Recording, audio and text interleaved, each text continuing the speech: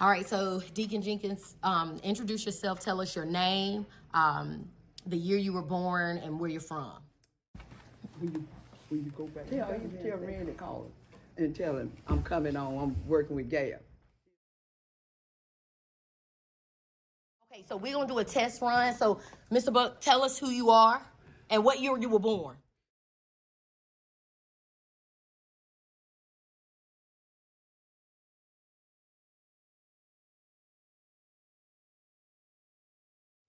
My name is Francis Pittman Allwood. I was born October 31st, 1929 in Enfield, North Carolina. My name is Robert Buck Robinson. I was born December 14th, 1935. I was raised up on 64 Highway on the farm in Ninetdale. My name is George Jenkins. I was born August 7, 1942 in Augusta, Georgia. My name is Greta Jean Hicks. I was born in Manson, North Carolina, a little town about 50 miles north of Raleigh, in the county of Warren. I had 9 siblings, and I'm the only one living now. I had 10 children, and have 9 now. And I wouldn't go into the details about how many grands and great-grands and great-great-grands I have. I was raised on the farm with my daddy. It was 5 boys, 5 girls, and I'm the oldest boy living. And the 2 girls are living, and I'm the oldest boy. And when I passed away, that was in my family. My early growing up there, I just want to tragic thing had my father died when I was 12 years old. I was the second of 8 children. At 12 years old, I had to become the man of the house. We told my mother we didn't want no stepdaddy because we'd get rid of him. So we found out later we wasn't being fair to her. I worked on the farm, and I had to go in the field in the morning and work until 11 o'clock and go home and cook dinner. Go home and fix dinner, and then come back and go back in the field at 1 o'clock and work until dark. And then I had to go home and cook and bathe give my children a bath. And I had to had to wash my clothes at night and hang them on the clothesline by the moonlight on the rug board. The other thing I can remember coming up is washing your clothes, going to the laundromat. If you didn't have your washer at home, you go to the laundromat. And even back then, with even your dad's clothes, I had to go wash. But I had to go in what we call that black side and that white side. You did not wash your clothes in the same side. Even though it's the same, could be the same washer, you put your money in just like they did. Whatever it cost you, you put your money in, but you could not wash your clothes in that side. And I was a little joke about that thing because one lady said she was just gonna get up all white clothes and take them to the laundromat. So that what kept us going. That was the fun part. We thought about that. That's kind of funny. So we was glad to laugh about it, but it was really sad. We moved on the farm. We was living on this white man's farm, and they always would treat us right. But with some on the farm that didn't treat right. And I had a brother. We lived on this farm, and the lady had a car and she couldn't drive, so she wanted my brother to take her to Enfield. And we go to Enfield. So we got the news one day, that if he took her again, that they were gonna be sending for him to kill him. So my father stopped that then. My daddy would tell me, don't do nothing wrong. Because if they didn't get you, they would get me. And I thought a lot of that I couldn't stand to see that happen to my dad and my mama. So it was really rough. I went through some hard times. I had seen the time that I didn't think I was gonna make it. And it was really rough. But I went on along with it. I seen time I had to walk. We had to walk 2 and 3 miles to catch a school bus. And there was a time that if you read the bus, black people had to sit in the back. You was not allowed to sit in the front. We didn't have cars. Every family at home didn't have a car. So we had to catch the bus. And we called the bus that a lot of time it was a double-deck bus. And a double-deck bus is a two-story bus where the white people sit downstairs and we had to go upstairs. And a lot of times, even if seat was at the bottom downstairs, we still had to go upstairs and stand. We could not sit downstairs. It was not, they just didn't have it so we could sit downstairs. And then we would ride on into Henderson to the bus station. That's where we would get off the bus at. And when you get to the bus station, it was two sides of the bus station, white only and Negro. So, of course, we had to go on the Negro side, and they would be in the white side.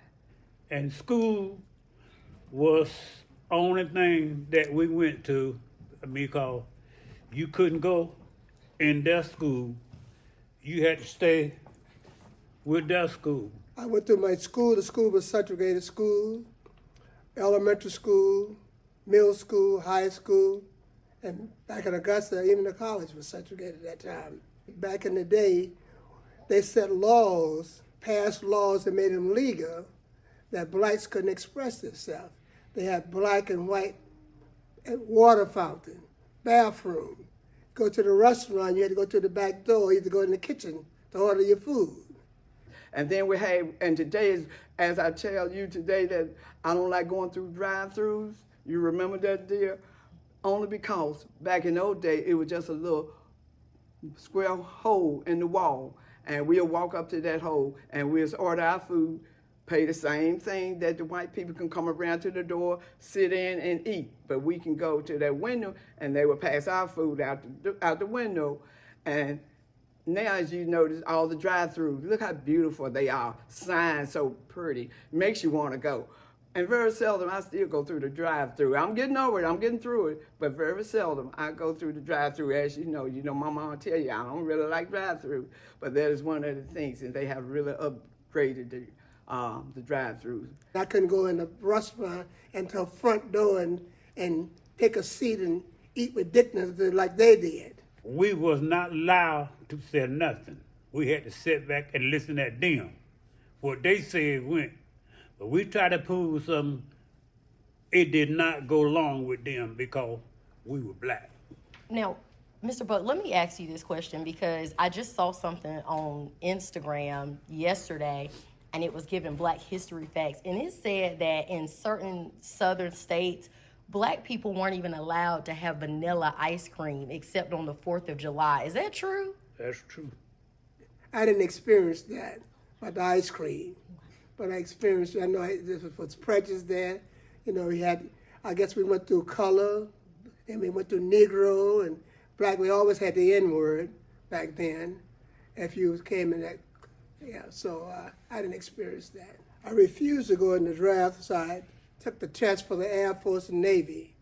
So I went in the Air Force. I got orders after basic training. We didn't get a chance to take pictures like most classes do.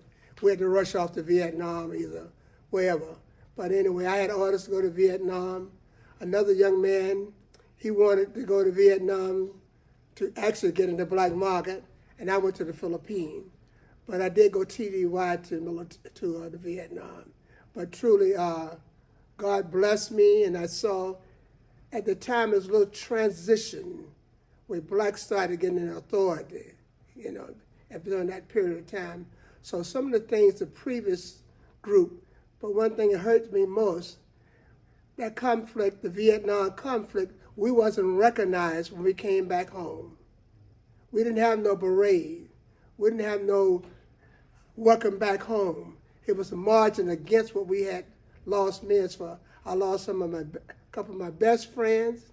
I lost I didn't lose no family members, but I lost, if you say your comrade, that you would die for your friends, because sometimes we had to be in the same foxhole. So you looked out at each other, and to come home and get disrespected with a march, like if we caused the war. So next question, Deacon Jenkins, what does Black history mean to you? Black history means to me that blacks have a chance to be equal and express themselves like a Caucasian. Black history mean the Lord. I prayed to the Lord to take us out of the field, and working in the sunshine, and the Lord did that for me. Black history means to me history untold, or untalked about for others, that type thing, on down that line. Black history means to me that we had come a long way. Because there used to be times that black people couldn't do nothing. They had to sit back, wait, take order from the white. But black people had come a long way, and I appreciate it. White people think they own everything. And people, Black history showed them that we didn't have to stay there and take what they wanted us to do. There's a lot of things that the young people got to learn that what we done went through. So it'll be a time that, you just got to sit and wait and see what the school gonna be. I think we live in a world now, young folks, they think they're arrived. They forget about the ones who've been left behind. They forget about the way they came from as they move up. So you should never turn your back on where you came from, your history, because you arrived, you got about 4 or 5 in your family still down there. So the strong is supposed to help the weak. That's where I was raised. Strong help the weak. So we arrived together. But we live in a generation, I got mine, and you got to go get yours. So that's the type of attitude I see young folks have. Respect God first. You got to have love for God and respect. You got to have love and respect for yourself, because you cannot reach out and give if you don't have it. Everybody be on one accord and treat one another, love your neighbor like you love yourself. Back in the day, we were more together, because back in the day, even I can say, we would check on one another. We would go visit, on Sunday evening, instead of where everybody run off to the clubs and run off to do this and that. We took our time to go next door and go see this person, stay a little while, and they'll come to your house and stay a little while. So we had more love then. At least we expressed more love. Back in the day, we had black neighbors and we had white neighbors. But they would visit us and we would visit them.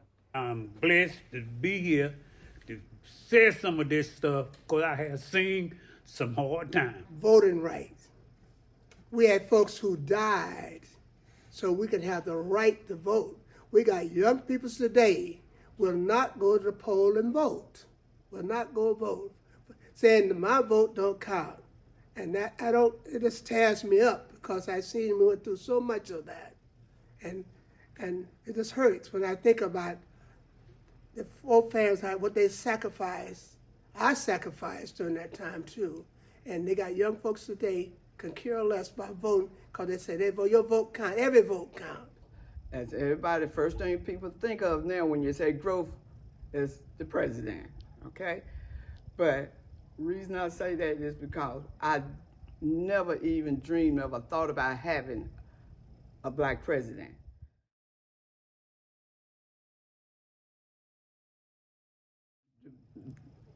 The one above is love. And when we start with love and everybody come together with love and look out for one another, that will be the blessing. It's in the heart. It's in the heart. We don't have to buy. You can't buy love. It's within. I don't wonder no more. Like some people say, I wonder how I made it over. I don't wonder. I know how I got over. It's because it's God's grace and His mercy allowed me to get over. Thank you so much, Mr. Buck. I appreciate it. That was great. Thank you so much. All right, good. That's good. We are Black History!